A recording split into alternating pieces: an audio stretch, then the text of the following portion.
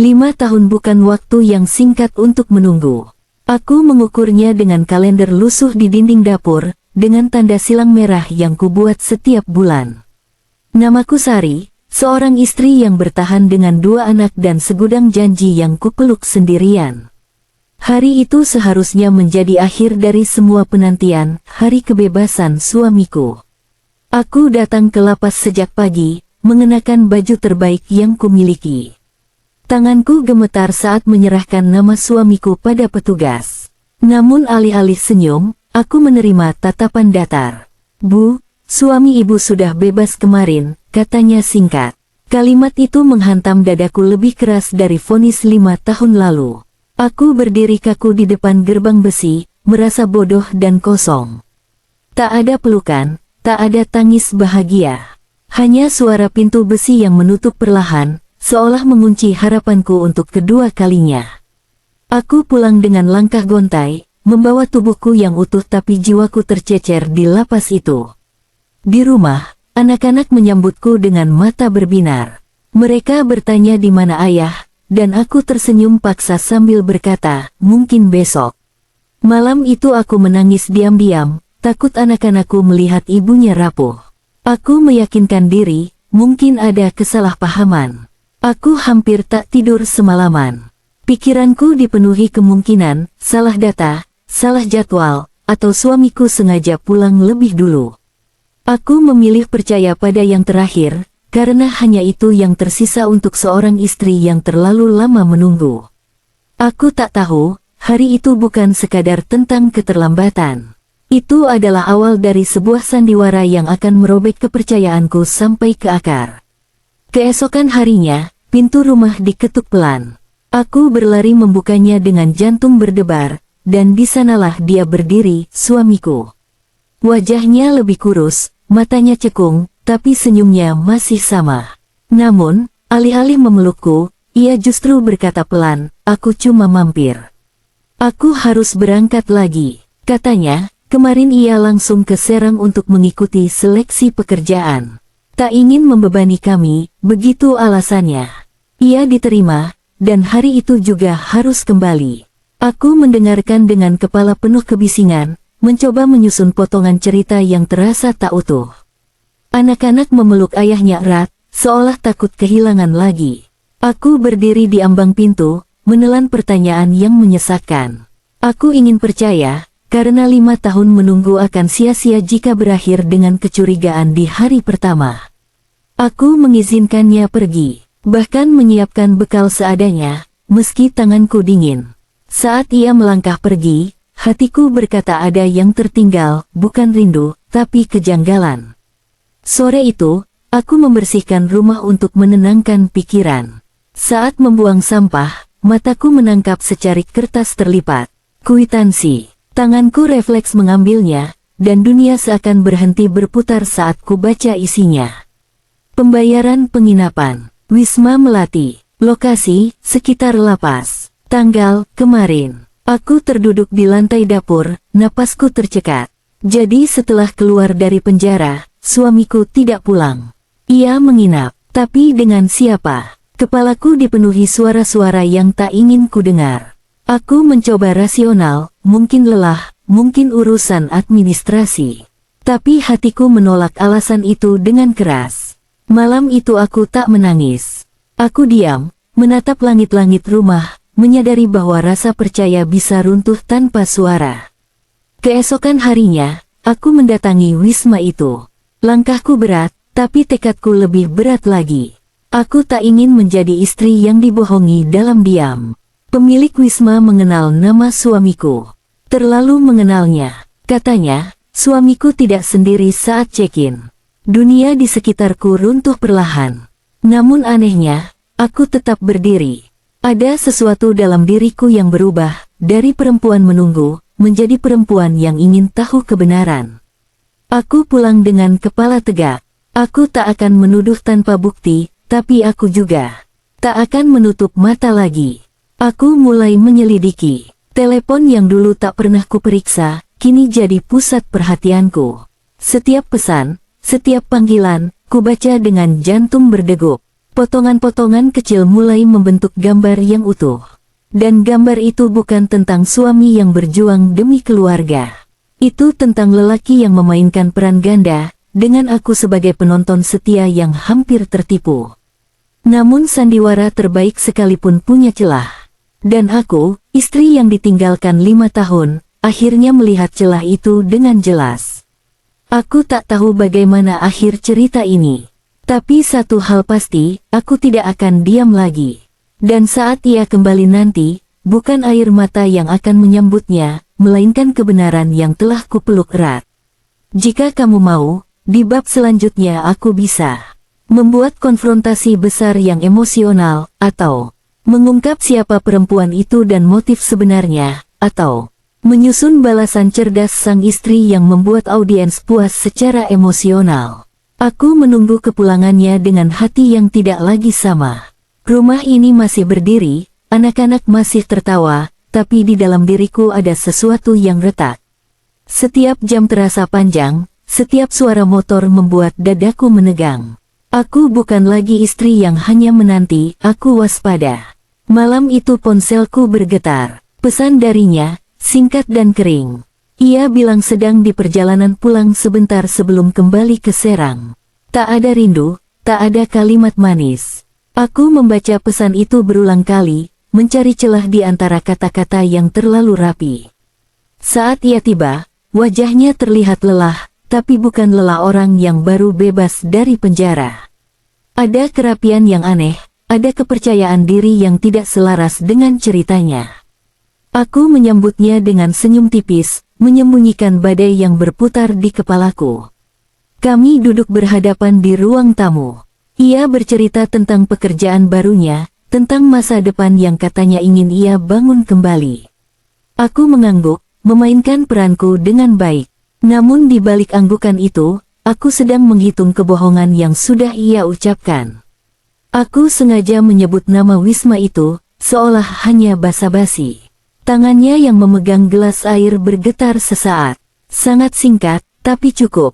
Ia mencoba tertawa, bertanya dari mana aku tahu nama tempat itu.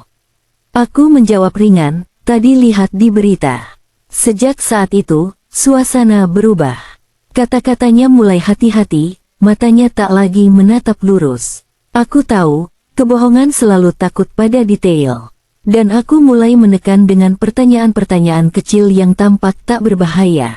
Ia pamit lebih cepat dari yang ia rencanakan. Katanya harus berangkat subuh. Aku mengangguk, bahkan membantu menyiapkan tasnya. Namun saat ia mandi, aku membuka ponselnya untuk pertama kalinya dalam 5 tahun pernikahan. Ada satu nama yang berulang kali muncul. Tanpa foto, tanpa keterangan jelas. Percakapan mereka singkat, tapi intim. Kata-kata yang seharusnya menjadi milikku, kini jatuh pada perempuan lain. Dadaku sesak, tapi air mataku tak jatuh. Entah sejak kapan, rasa sakit ini berubah menjadi dingin. Aku mengunci layar ponsel dan meletakkannya kembali, seolah tak terjadi apa-apa. Saat ia keluar kamar, aku menatapnya lama. Lelaki yang dulu kutunggu setiap hari kini berdiri di depanku sebagai orang asing. Aku ingin bertanya banyak hal, tapi aku memilih diam. Karena aku sadar, kebenaran belum selesai terbuka. Dan aku tak ingin menghancurkannya setengah-setengah. Malam itu aku memeluk anak-anakku lebih lama dari biasanya.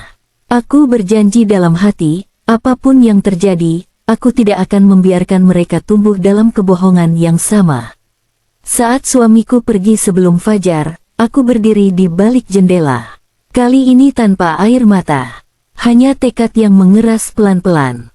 Jika ini sandiwara, maka aku akan menunggu hingga tirainya terbuka sepenuhnya. Dan ketika hari itu tiba, akulah yang akan menentukan bagaimana pertunjukan ini berakhir.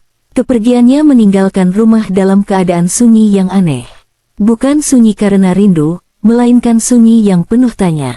Aku membersihkan rumah seperti biasa, tapi pikiranku berjalan ke arah lain, menelusuri setiap kata yang pernah ia ucapkan sejak bebas dari penjara.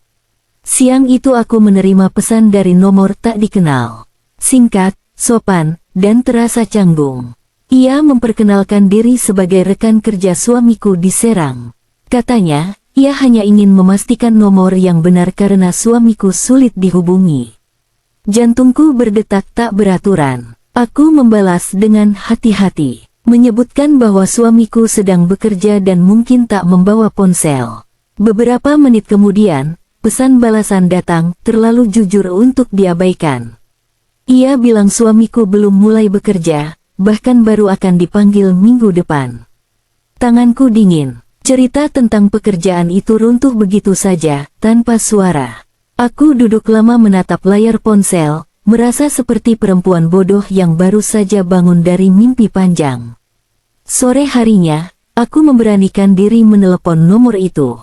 Suara di seberang terdengar ragu, seolah menimbang apakah harus melanjutkan pembicaraan. Aku tak menyebut statusku sebagai istri.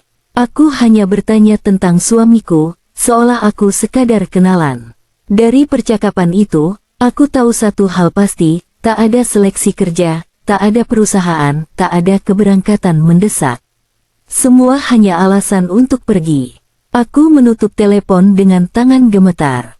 Bukan marah yang kurasakan, melainkan kecewa yang sangat dalam. 5 tahun menunggu, dan balasannya adalah kebohongan yang disusun tergesa-gesa. Malamnya, aku membuka kembali kwitansi penginapan itu. Kali ini aku perhatikan detail kecil yang sebelumnya terlewat, nomor kamar, jam check-in, dan tambahan biaya untuk 2 orang. Dadaku terasa seperti diremas pelan.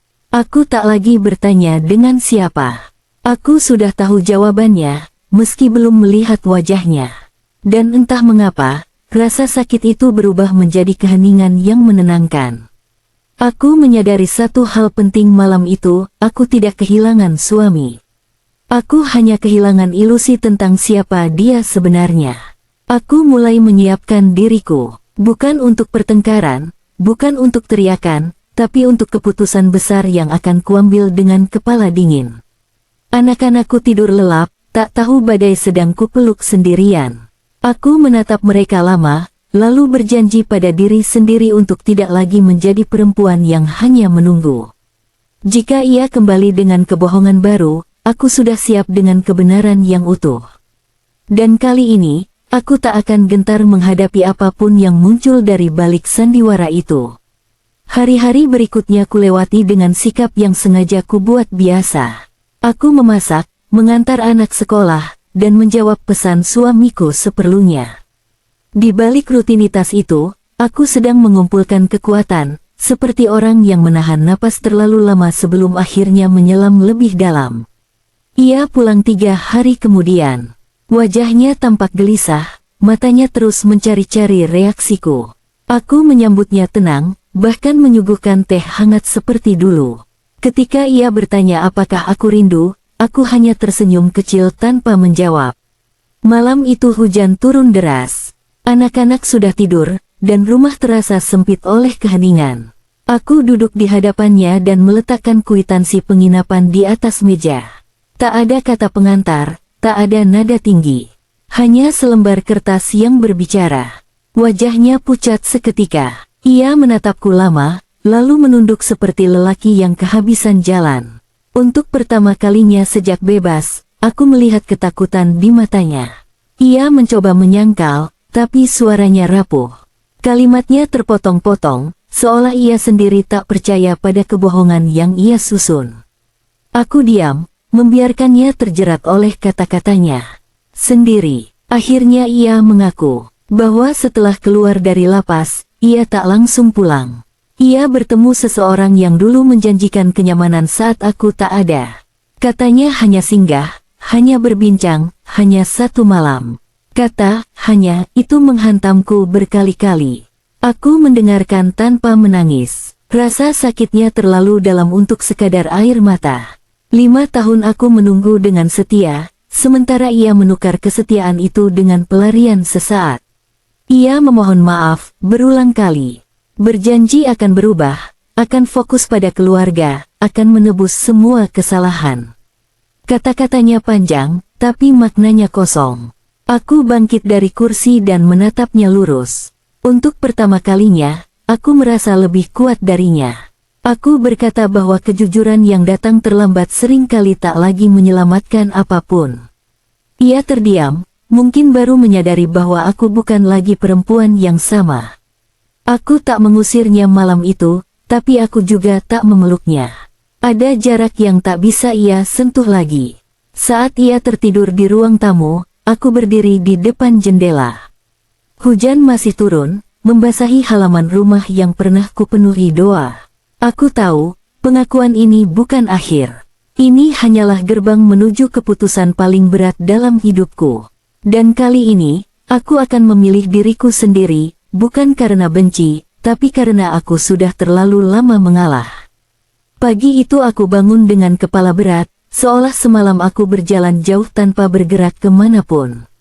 Suamiku masih terlelap di ruang tamu, tubuhnya meringkuk seperti lelaki yang kehilangan arah. Aku menatapnya lama, bukan dengan marah, tapi dengan rasa asing yang tak bisa kujelaskan. Aku menyiapkan sarapan untuk anak-anak seperti biasa.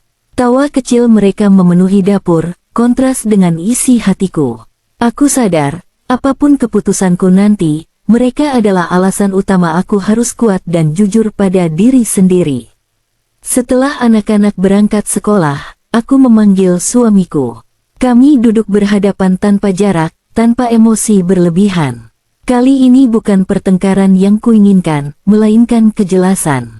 Aku bertanya dengan suara tenang apakah ia benar-benar ingin memperbaiki rumah tangga ini, atau hanya takut kehilangan tempat pulang. Pertanyaan itu membuatnya terdiam lama.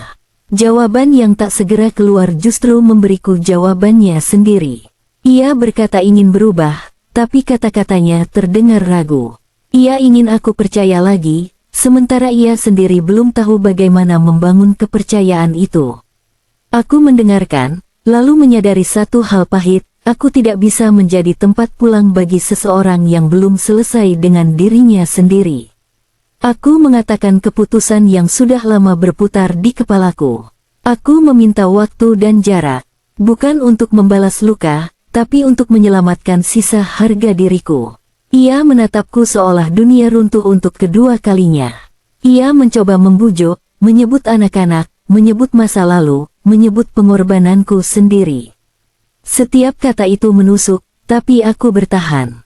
Aku tahu, jika aku mundur sekarang, aku akan kehilangan diriku selamanya. Aku memintanya pergi sementara, bukan sebagai hukuman, melainkan kesempatan baginya untuk benar-benar berubah, atau pergi untuk selamanya. Keputusan itu membuatnya menangis, dan untuk pertama kalinya, aku tak ikut tenggelam bersamanya. Saat pintu tertutup, rumah terasa lengang. Namun di balik kesunyian itu, ada napas lega yang tak pernah kurasakan sebelumnya. Seperti seseorang yang akhirnya meletakkan beban setelah memikulnya terlalu lama.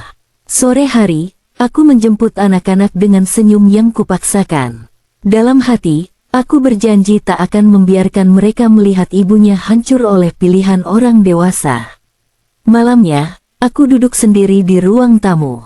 Aku menulis rencana hidup yang selama ini kutunda, tentang pekerjaan, tentang pendidikan anak-anak, tentang diriku sendiri. Untuk pertama kalinya, masa depan tak lagi sepenuhnya bergantung pada seorang lelaki. Aku tahu perjalanan ini belum selesai. Masih ada air mata, masih ada keputusan akhir yang menunggu. Namun satu hal sudah pasti, aku tak lagi menjadi perempuan yang menunggu dalam gelap. Aku adalah perempuan yang memilih terang, meski harus melangkah sendirian. Hari-hari setelah kepergiannya berjalan lambat, tapi pasti. Aku mulai terbiasa tidur tanpa mendengar langkahnya, terbiasa bangun tanpa menunggu pesan darinya. Kesepian masih ada, namun tidak lagi menakutkan. Yang tersisa justru keheningan yang jujur. Suatu sore, saat aku baru saja pulang dari menjemput anak-anak, seorang perempuan berdiri di depan rumah. Pakaiannya sederhana, wajahnya tegang, matanya sembab seperti menahan tangis terlalu lama. Ia menyebut nama suamiku dengan suara bergetar. Aku langsung tahu siapa dia, bahkan sebelum ia memperkenalkan diri. Perempuan dari Wisma itu, sumber dari semua kebohongan yang sempat membuatku meragukan diriku sendiri. Ia meminta izin bicara. Aku mengajaknya duduk di teras, tak ingin anak-anakku mendengar percakapan yang belum waktunya mereka pahami. Tanganku dingin, tapi aku memilih tetap tenang. Ia mengaku tak tahu bahwa suamiku masih memiliki istri yang setia menunggu 5 tahun. Ia pikir semuanya sudah selesai, katanya. Ia ditinggalkan setelah 1 malam itu, tanpa penjelasan, tanpa kabar. Ada kemarahan yang sempat naik ke dadaku, tapi cepat mereda. Di hadapanku duduk seorang perempuan yang juga menjadi korban dari lelaki yang sama. Kami hanya berdiri di sisi luka yang berbeda. Ia meminta maaf sambil menangis. Aku mendengarkan, bukan sebagai istri yang tersakiti, melainkan sebagai sesama perempuan yang pernah percaya pada janji kosong. Setelah ia pergi, aku masuk ke rumah dengan langkah berat. Dunia seakan memberiku potongan terakhir dari teka-teki yang selama ini kabur. Tak ada lagi yang perlu kutanyakan, tak ada lagi yang perlu kupastikan. Malam itu, suamiku menelepon. Suaranya terdengar panik, mungkin ia tahu sandiwara itu akhirnya runtuh. Aku mengangkat teleponnya dengan napas panjang.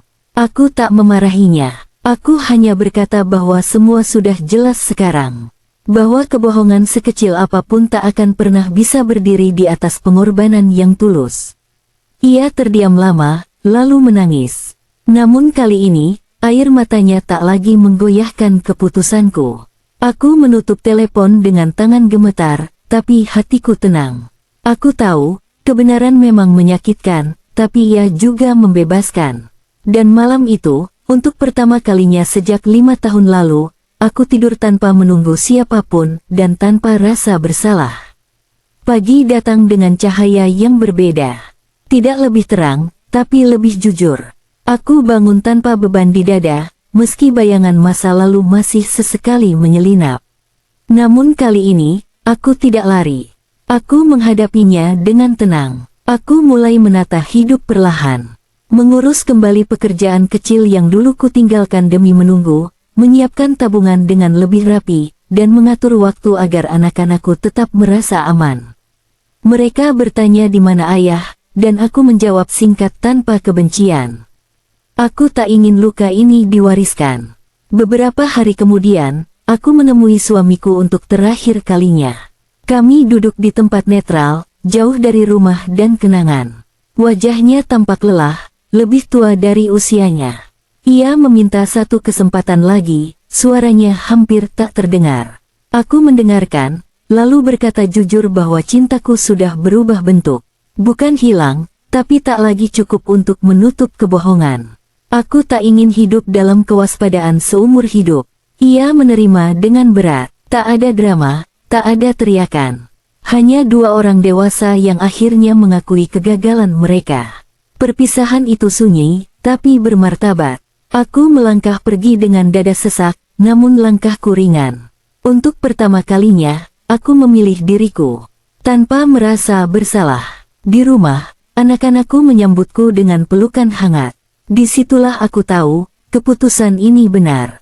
Keluarga bukan tentang bertahan dalam luka, tapi tentang bertumbuh dalam kejujuran. Malam itu aku menatap langit dari jendela kamar. Masa depan masih samar, tapi tidak lagi menakutkan. Aku tidak tahu apa yang menantiku esok hari, namun aku tahu siapa diriku hari ini. Aku bukan istri yang menunggu tanpa suara. Aku adalah perempuan yang bangkit setelah dikhianati. Dan dari reruntuhan sandiwara itu, aku membangun hidup baru, perlahan, tapi pasti, dengan hati yang akhirnya merdeka. Waktu terus berjalan, dan aku belajar bahwa luka tidak selalu sembuh dengan cepat. Ada hari-hari ketika dadaku kembali sesak hanya karena aroma kopi yang mengingatkanku padanya, atau suara tawa lelaki di kejauhan. Namun kini, rasa sakit itu tak lagi menguasai langkahku. Suamiku, atau lebih tepatnya, lelaki yang pernah menjadi suamiku, sesekali mengirim pesan. Bukan rayuan, bukan janji, hanya kabar singkat tentang anak-anak.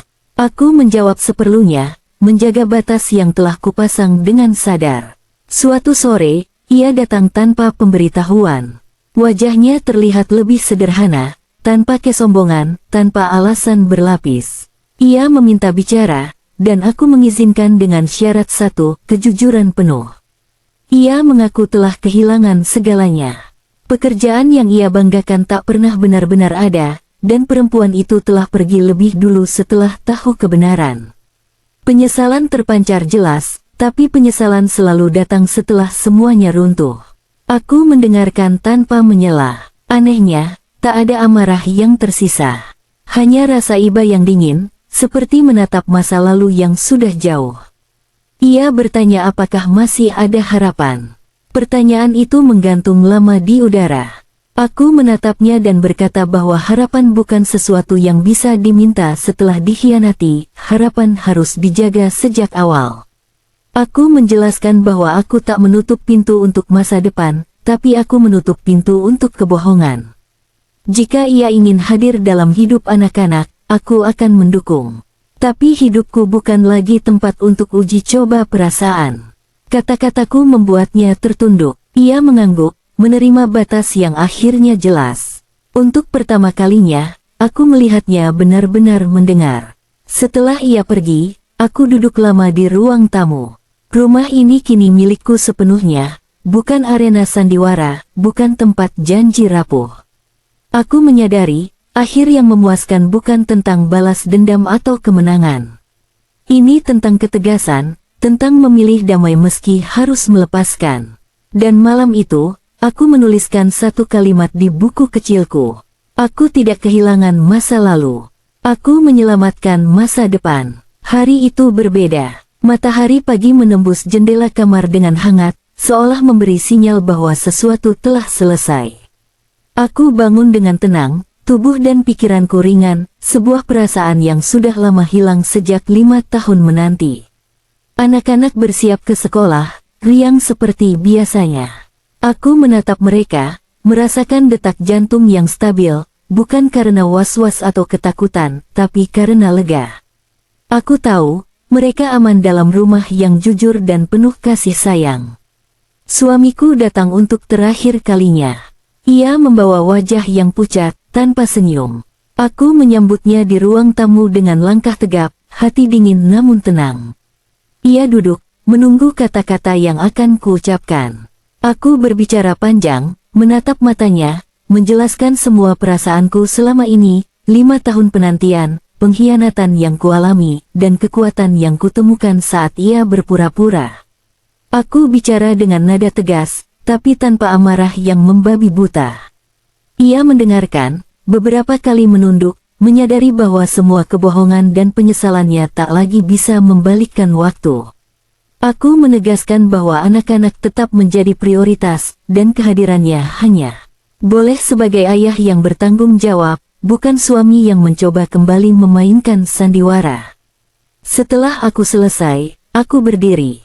Suamiku menatapku lama, seolah mencoba mencari celah, tapi kali ini aku tak memberikannya satu pun. Aku membuka pintu, menuntunnya keluar dari rumah, bukan dengan teriakan, tapi dengan ketegasan yang tak terbantahkan. Pintu tertutup, dan dunia terasa lega. Rumah ini kini milikku, tanpa bayang-bayang kebohongan atau sandiwara yang menyakitkan. Aku menatap anak-anak yang bermain di halaman, tersenyum pada mereka, dan merasakan bahwa akhirnya aku bebas dari penantian, bebas dari ilusi, bebas dari luka yang lama. Malam itu, aku duduk di balkon. Langit dipenuhi bintang, dan aku menyadari bahwa hidupku adalah milikku sendiri.